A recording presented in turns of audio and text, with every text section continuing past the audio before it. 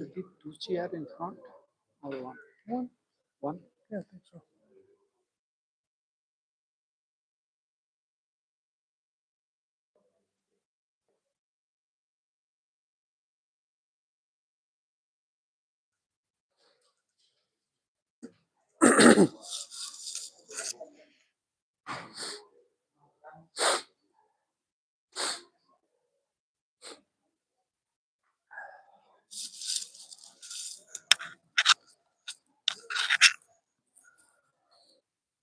Assalamu alaikum wa rahmatullahi wa barakatuh.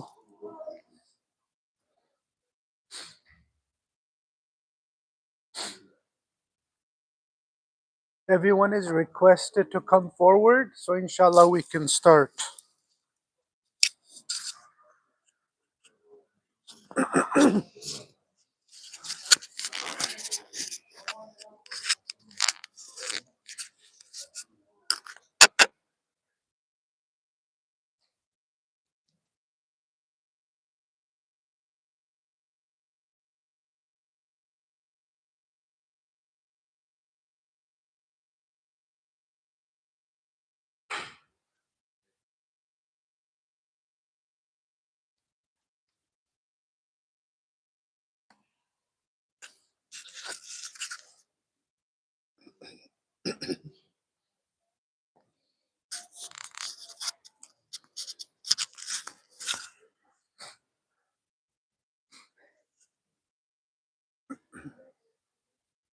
Can I ask you for a favor? Can you just move that board here, put it here, please, facing the people a little bit?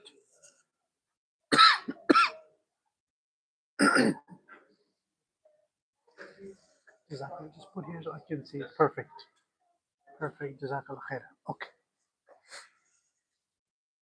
بسم الله الرحمن الرحيم الحمد لله وصلى الله على النبي الأمي.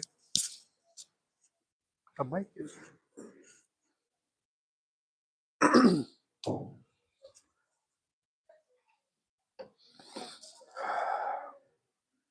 أعوذ بالله من الشيطان الرجيم بسم الله الرحمن الرحيم شهر رمضان الذي أنزل فيه القرآن صدق الله المولانا العظيم.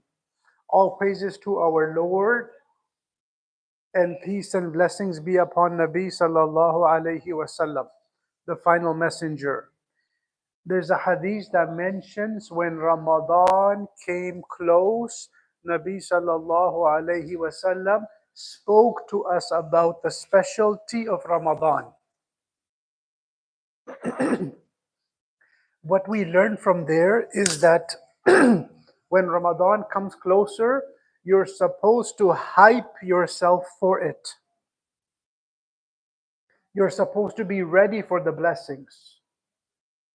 Just like before a person plays any sport, he does his stretches and he gets himself ready for the sport.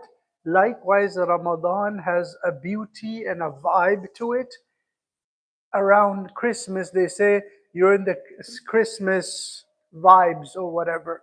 That's exactly how Ramadan has a spiritual vibe to it. You can call it Ramadan fever. But the point is to tell us that Ramadan is extremely special. You're supposed to be ready for it.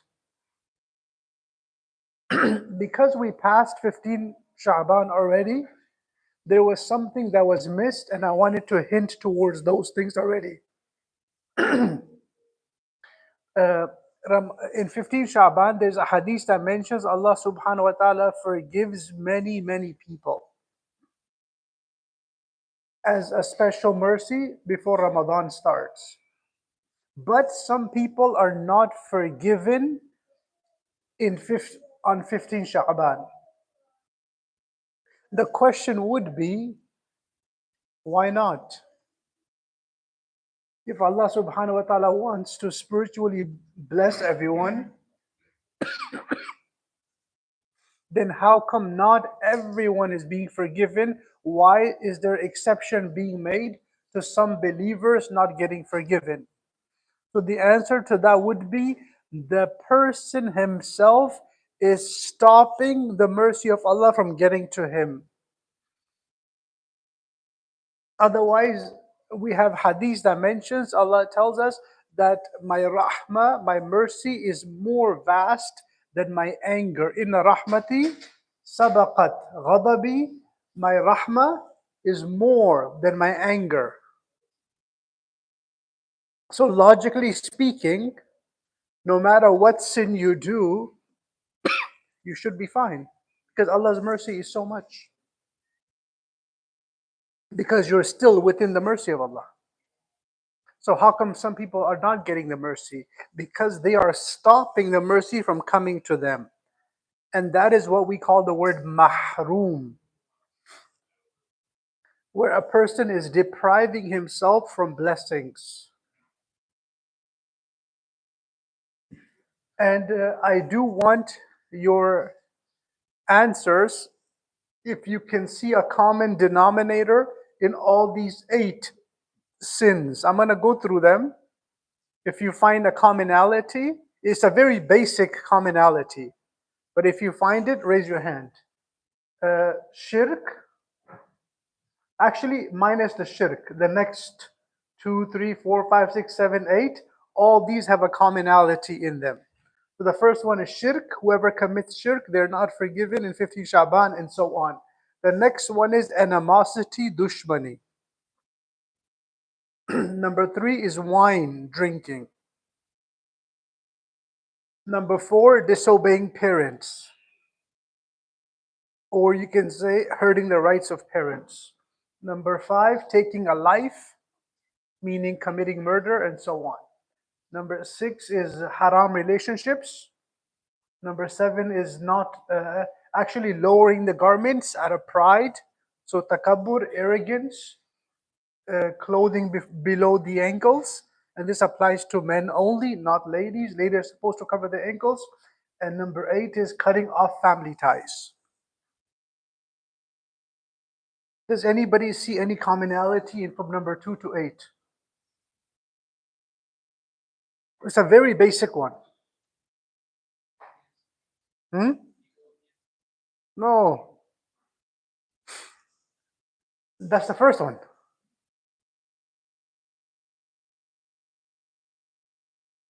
Yes. Ego. Possible. Number 1, I mean, these dushmani, who can you have dushmani with? A fellow human. When a person drinks alcohol, whose rights is he hurting? Anybody around him. Because everybody disturbed by drinking, because the person becomes rowdy, disrespectful, so he's hurting other people's rights. Somebody who disobeys parents, they're hurting other people's rights. A person who commits murder, he's hurting somebody else's rights. Haram relationship, you're hurting another girl's life. Another woman's life, you're destroying it by having haram relationships with her. The next one is pride. A person shows pride to another fellow human. And now that we're talking about pride, I want to quickly explain what is pride as opposed to ego or ujub, self-conceit. One is called self-conceit and one is pride. In Arabic, one has takabbur or kibr. The other one is ujub, ayn, jeen, jim, and ba. Ujub. So ujub is a sin, and kibr is also a sin. The difference is for a person to do pride, he needs an A and a B. He needs to feel better than someone else. So kibr is a sin where you need 2 people, the actual criminal and 1 more person, so he can feel better than him. Ujub, self-conceit, is a sin where the person says, yo, I'm so cool. He doesn't need nobody else around him to feel better than. He just says, oh, I think I'm like the best thing out there. I'm the best thing since sliced bread. So I'm number 1. So that in that case, he's not even comparing himself to other people. He just says, yeah, I think I'm very special. So that is also a sin. But if somebody was comparing, then remember, takabbur is a bigger sin than ujub. Self-conceit,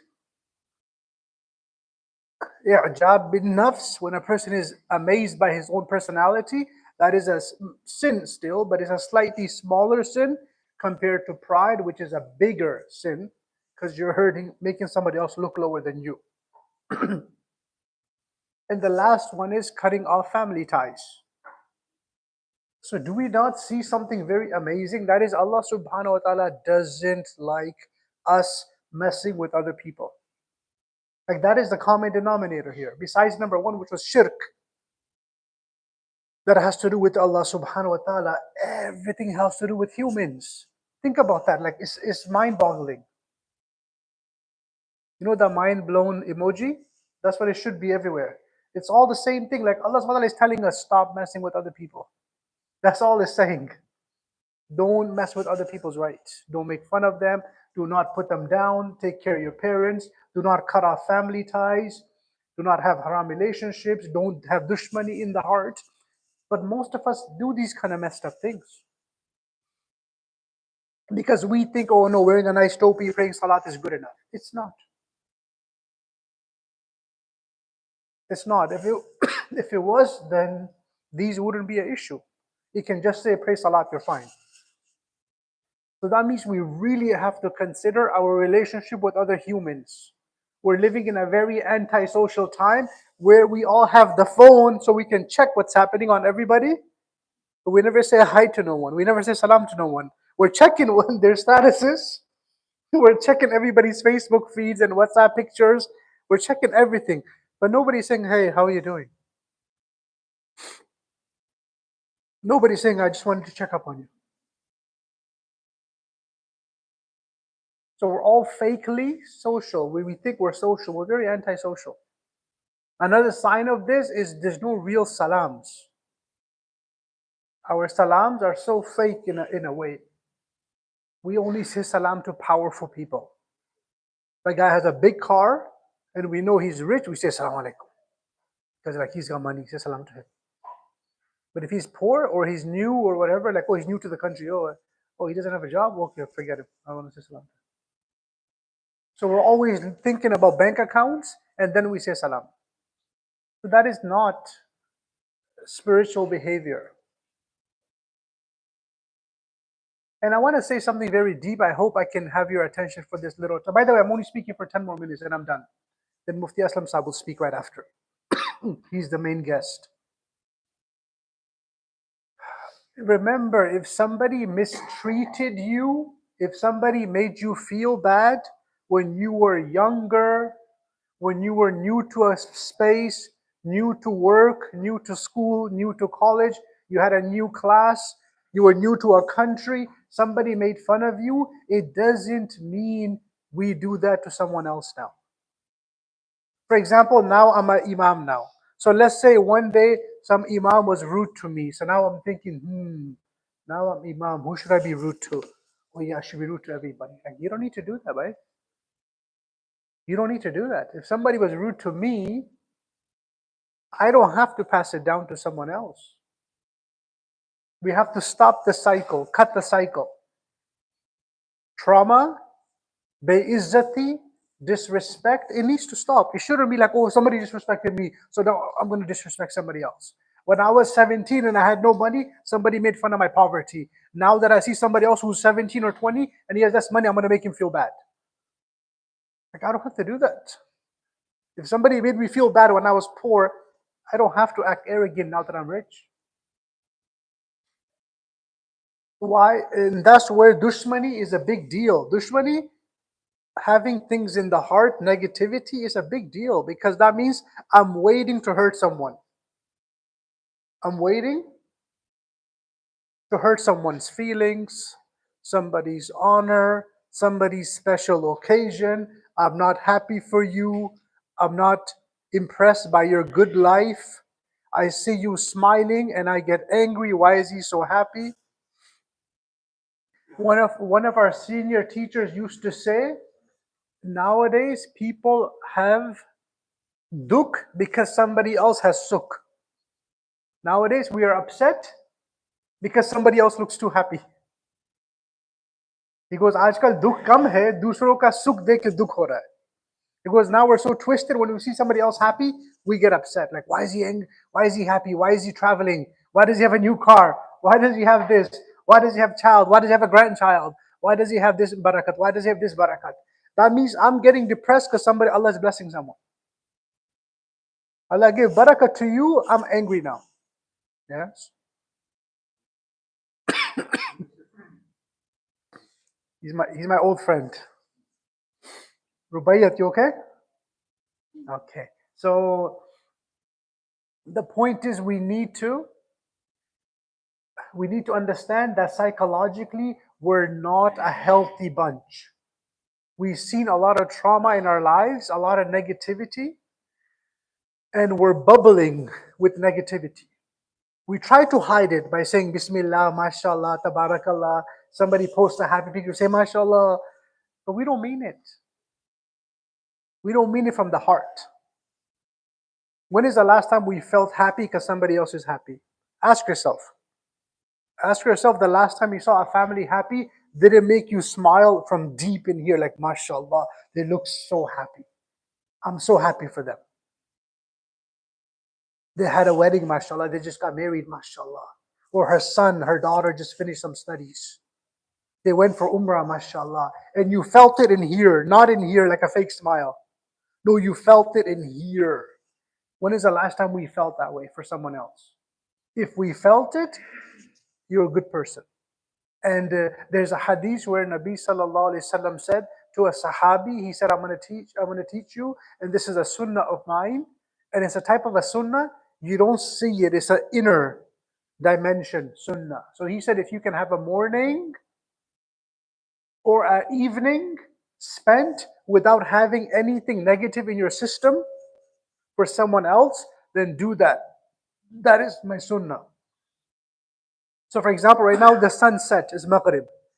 Till tonight, till we go to sleep, can we keep our minds clear and not think anything bad about someone? Until we go to sleep, that one night, can I have one night without me having a negative thought about someone else? If I can do that, that's a sunnah done right there. So that's how Ramadan should be entered, with the thought that Allah can forgive me and I can forgive other people. Otherwise, Ramadan will come, I might do some salat, but in my heart, I still hate a lot of people. I'm very upset with a lot of people. And remember, people will hurt us. Humans, they don't know how to stop being negative. Humans will always say something strange and negative. Learn to forgive. Otherwise, there's a saying, if you don't want to be hurt, then live alone. If you don't want to be hurt, then live alone, because that's the only way not to be hurt. Because as long as you mix with humans, you'll hear strange things. There's a Sahabi they came to Nabi Sallallahu and asked him, we know two people. One person, he mixes with people, they hurt his feelings sometimes. There's another guy, he doesn't mix with no one, nobody hurts his feelings. Who's a better person? And he said, the first person. The person who interacts with people and he keeps getting hurt, that's a special person because he keeps giving the best of himself, but he doesn't get the best from someone else. So eventually it is dangerous because you'll burn out. It's called empathetic burnout. It's called the empathetic burnout. When a person is too merciful, after a while they will go through a lot of bewafai, brokenheartedness or whatever, but it takes a long time. In the meantime, they can keep trying, be nice. So and that's what a prophet is, if you think about it. A prophet, his job is to give the best of himself when he's getting the worst from someone else. Finally, after 10, 15 years, that person becomes a good person, and then that person goes to Jannah. If you look at the famous enemies of Nabi Sallallahu Alaihi Wasallam, the very evil people, they were on his case for 10 years, 12 years, 13 years, 15 years, and then finally they become Muslim. And then we say, radiallahu anhu, may Allah be pleased with him. He's a Sahabi now. But if you think about it, that person tortured Nabi Sallallahu for 15 years. Right? And that's why we need to work with Allah's timeline, not my personal timeline. Our timeline is, if he doesn't say sorry by this weekend, he's not my friend. That's how we think. He hurt my feelings last week. If he doesn't text me this week, it's done. I'm never talking to him for the rest of my life. With the Nabi Sallallahu Alaihi Wasallam, it was no one weekend, 1 year, or 1 decade. Sometimes it went on for many years. More than 10 years. Negativity, negativity, negativity. Suddenly the person has a change of heart, and then Nabi Sallallahu Alaihi Wasallam has to find the rahmah in him to say, it's okay, I forgive you. So that's the kind of mercy we are looking for, where we can forgive extremely bad people because we find it within our heart. And remember, you can only give what you have. And what we have comes from another source, which is Allah subhanahu wa ta'ala. So if we want extreme mercy in our hearts, it only comes from Allah subhanahu wa ta'ala. That's why anything religious we do, what do we say? Bismillah ar-Rahman ar-Rahim. That sentence, we don't think about that sentence enough. I remember taking a course, Emmanuel College, a branch of UFT, a religious study, where they said it was a non-Muslim, but they're talking about how come Muslims, when they read their holy book, before every chapter, they say Bismillah ar-Rahman ar-Rahim, the Lord that's merciful. They're like, that's so deep in your religion, because every chapter, it could be talking about any topic. But for some reason, you say Rahman, Rahim. That means you people know your Lord is extremely merciful. And if you think of the Fatiha in Salat time, like, think about this. You're reading the Fatiha, but before the Fatiha, you said, A'udhu billahi minash shaitanir rajeem, Bismillahir Rahman Rahim. So you already called Allah Rahman. Now you read the Fatiha. But in the Fatiha again, Alhamdulillahi Rabbil Alameen. Again, you're like, wait, I just said it right now. I said Bismillah Rahman Rahim. Only one sentence, Alhamdulillah Rabbil Alameen. Now, Rahman Rahim again. Second time. Like, how much mercy are we dealing with?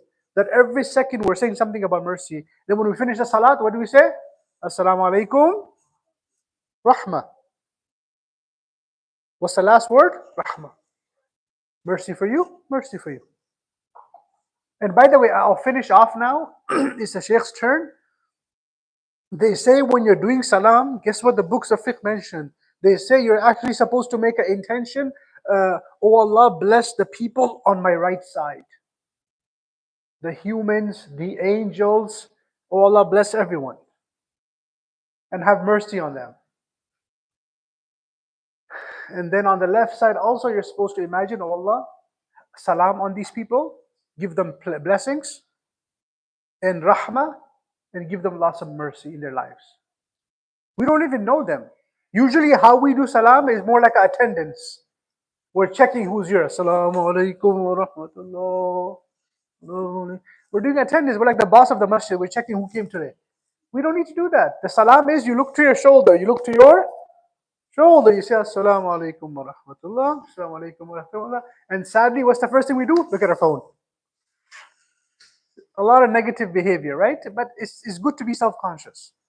Salam is mercy for you, mercy for you. I want the best for you, I want the best for you. And if you want to go deep, you can be like, oh Allah, I want blessing for these people, for the generations, for 7 generations. Allah bless these people. These people, bless them for 7 generations. That's the kind of mercy we should work with. May Allah give us a faith to practice. Jazakumullah khairah. Inshallah, now we have our main guest, Mufti Aslamuddin Sahab. He'll come and bless us. And the lecture will be in Bangla? English. English. Balo. Aita balo.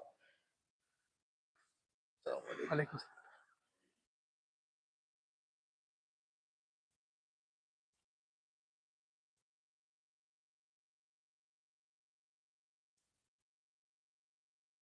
السلام عليكم ورحمة الله وبركاته.